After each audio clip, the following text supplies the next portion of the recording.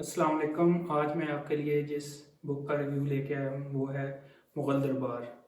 یہ ڈاکٹر مبارک علی کی لکھی ہوئی کتاب ہے اور اس میں جو ہے ڈیٹیل سے لکھا گیا ہے کہ مغل دربار میں کیا کیا ہوتا تھا، کس طرح رہتے تھے، اور یہ انہوں نے اپنی پی ایچ ڈی کا مقالہ لکھا تھا ادھر جرمنی میں، تو اسی کا انہوں نے ٹرانسلیشن شائع کیا ہے۔ تو بیسیکلی اس کتاب میں 8 باب ہیں اور ہر باب میں انہوں نے ایک چیز کو لے کے اس کو ایکسپلین کرنے کی کوشش کی ہے۔ تو اس کے پہلے باب میں نظریہ بادشاہت کیا ہے اور یہ کدھر کدھر سے ڈفرینٹ آئیڈیاز اکٹھے ہوئے، جیسا کہ روم کی بادشاہت تھی، گریکس کی تھی، اور بھی جتنی بھی ایرانیوں کی بادشاہت تھی، ان سب میں سے جو تھوڑے تھوڑے آئیڈیاز تھے وہ اکٹھے ہو کے کس طرح جو ہے وہ آئے، اور پھر اس کے بعد اسلام کے اندر بادشاہت کا کیا نظریہ ہے، کدھر سے یہ بادشاہت سٹارٹ ہوئی۔ پہلے خلفاء ہوتے تھے، پھر امیر آئے، اور پھر اس کے بعد بادشاہت سٹارٹ ہوگی، اور یہ کس طرح کس نے خود کو بادشاہ کہلانا سٹارٹ کیا، اور پھر اس کے بعد یہ روایت کیسے چلی۔ یہ پہلے باب کے اندر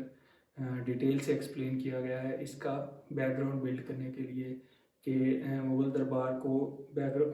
کے بیک ڈراپ میں کیا چیز ہے اور کدھر سے یہ آئیڈیاز آئے۔ اس کے بعد پھر دوسرے چیپٹر میں جو ہے وہ دربار کس طرح کا ہوتا ہے، مغل دربار کس طرح کا تھا، اس کے اندر جو ہے وہ جب ایک نیا بادشاہ آتا تھا تو وہ کس طرح اس کی تقریب ہوتی تھی، کس طرح وہ پھر تقریب کے بعد ہر بادشاہ جو مغل بادشاہ ہوتا تھا یا کوئی بھی بادشاہ وہ ایک خطبہ دیتا تھا جس کے اندر وہ اپنا بیسیکلی آگے جو اس نے بادشاہت یا حکومت کرنی ہوتی تھی اس کے بارے میں ایکسپلین کرتا تھا کہ وہ آگے کیا کیا کرے گا، کن چیزوں کو لے کے چلے گا اور کیا چیزیں نہیں کرے گا، وہ سارا اس خطبے میں بتاتا تھا، اور بیسیکلی وہ اپنا ایک میسج کنوے کرتا تھا لوگوں کو کہ اب میں آ گیا ہوں اور اب میرا جو ہے وہ آگے میں کس طرح اپنی ریاست کو لے کے چلوں گا۔ اور اس کے بعد پھر تیسرے چیپٹر میں جو ہے وہ مغل دربار کے اندر جو مہمان آتے تھے یا سفیر آتے تھے ان کو کیسے ہینڈل یا ٹریٹ کیا جاتا تھا، ان سفیروں کو ان کو پہلے آداب سکھائے جاتے تھے، پھر بادشاہ کے ہاں ان کو پیش کیا جاتا تھا، اور اس کے بعد ان کو کیسے تحفے تحائف دیے جاتے تھے۔ اس میں یہ بھی لکھا ہوا تھا ایک جگہ کہ اگر کوئی بادشاہ کسی سفیر کو ناپسند کرتا یا کسی ملک کو ناپسند کرتا تو اس کے سفیر کو ٹھہرا لیا جاتا تھا، اپنے پاس زیادہ ٹائم کے لیے رکھا جاتا تھا۔ اور پھر بہت سے ایسے سفیر ہوتے تھے جن کے بادشاہ لکھ کے بھیجا کرتے تھے کہ اس ہمارے سفیر کو زیادہ دیر نہ ٹھہرایا جائے، جلد سے جلد واپس بھیج دیا جائے۔ تو پھر بادشاہ یہ کرتا تھا کہ اس کو واپسی پہ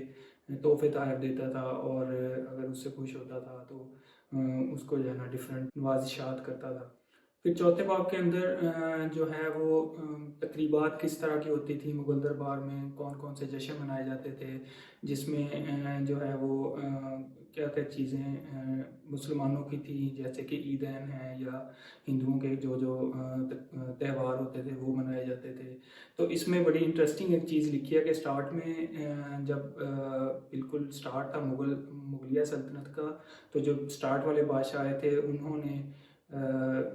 ہندوؤں، مسلمانوں اور سکھوں سب کے تہوار ایکول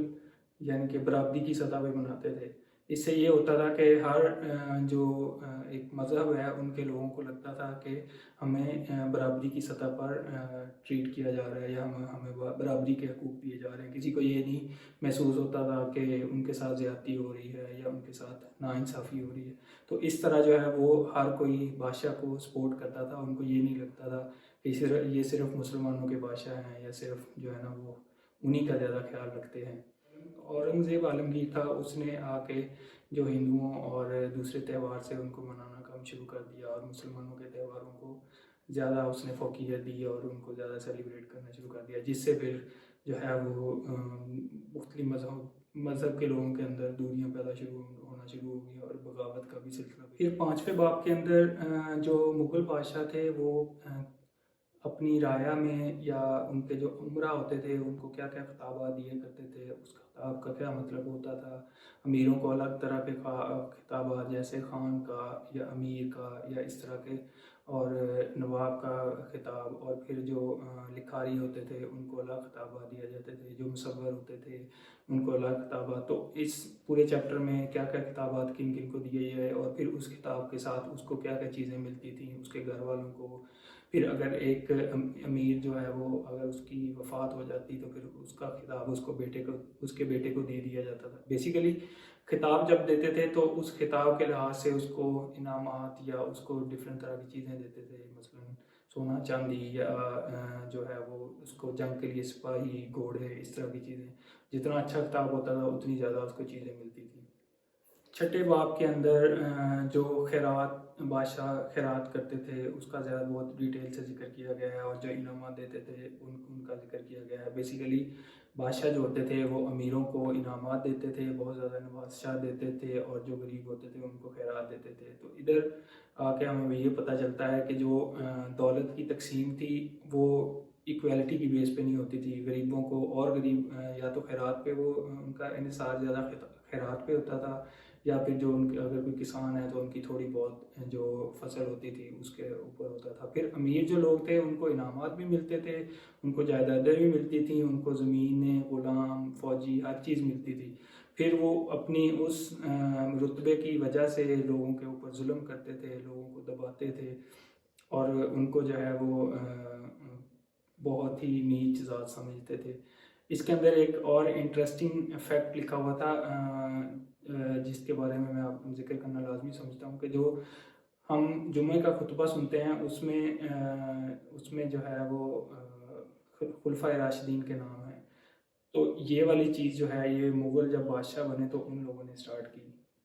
اس سے پہلے جب بھی جمعے کا خطبہ ہوتا تھا، جب بادشاہ کا جو وقت کا بادشاہ ہوتا تھا اس کا نام لیا جاتا تھا اس خطبے کے اندر، تاکہ لوگوں کو کنوے ہو، میسج آئے کہ یہ ہمارا بادشاہ ہے اور اسی کی ہم نے اطاعت کرنی ہے. اور ہر جمعے کو ریپیٹ کرتے تھے تاکہ لوگوں کے ذہنوں کے اندر رہے کہ یہ ہمارا بادشاہ ہے. تو جب مغلوں نے آ کے سلطنت اسٹارٹ کی، اسلامی سلطنت، مغل مسلمان ہوئے، انہوں نے یہ اسٹارٹ کیا، تو اس ٹائم عباسیوں کی یا دوسری جو خلافتیں تھے مسلمانوں کی وہ الگ تھیں، اور ان لوگوں نے ایک آزاد ریاست بنانے کا اسٹارٹ کیا. تو ان لوگوں نے وہ جو خطبے کے اندر بادشاہ کا نام تھا، بجائے اس کے کہ اس کو استعمال کرتے انہوں نے خلفائے راشدین کا جو ہے وہ نام اس میں لکھنا اور خطبے میں پڑھنا شروع کر دیا. پھر 7ویں چیپٹر کے اندر جو ہے وہ عمرہ کی کیا کیا اقسام ہوتی تھی، ان کے کیا کیا رتبے ہوتے تھے، ان کی جائیدادیں کتنی ہوتی تھیں. پھر ہر امیر جو زیادہ امیر ہوتا تھا اس کے خاندان کے اندر بادشاہ اپنے بچوں کی شادیاں کرتے تھے، اور جو امیر ہیں وہ امیروں کے اندر شادیاں کرتے تھے. پھر عمرہ جو ہے وہ ان کے لیے لازم ہوتا تھا کہ وہ روزانہ دربار میں حاضری دیں. اگر کوئی امیر شہر سے دور گیا ہوا ہے تو اس کا وکیل یا وہ اپنے جاسوس چھوڑا کرتا تھا تاکہ اس کو روزمرہ کی جو دربار کے اندر کاروائی ہے اس کا پتہ رہے، اور اگر کوئی اس کے خلاف سازش ہو رہی ہے تو اس کو اس کا بھی پتہ چلے تاکہ وہ اس کے لیے تیار رہ سکے. اور پھر آخری باب کے اندر انہوں نے کمپیئر کیا ہوا ہے امیروں کو اور غریبوں کو، کہ کیسے غریب سے غریب تر ہوتے گئے اور امیر جو ہے وہ امیر سے امیر تر ہوتے گئے، اور کیسے وہ ظلم کرتے تھے لوگوں کو، اپنی من مانی کرتے تھے اور ان کو سزائیں بھی نہیں ملتی تھیں.